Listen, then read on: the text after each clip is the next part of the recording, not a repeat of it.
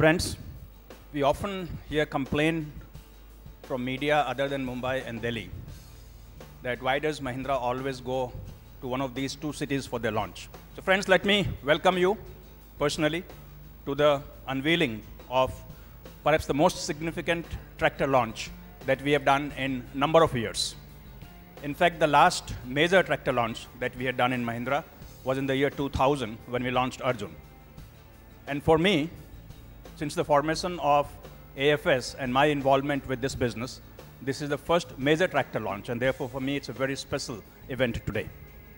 The tractor that we're about to unveil today, as my colleagues have talked about, is undeniably a quantum leap from where we are today in almost every conceivable parameter that the farmer is looking for.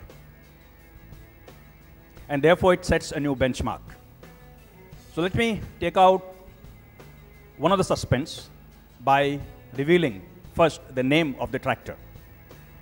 Mahindra Arjun Novo 605 DII.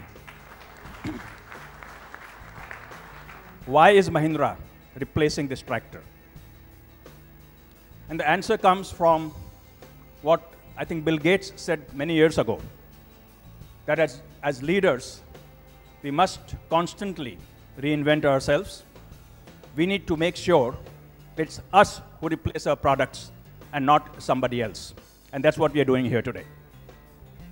Also, you will know that for Mahindra in the farm division, in the farm business, one of our aspirations is to help prosperity generation in the farms, what we call farm tech prosperity.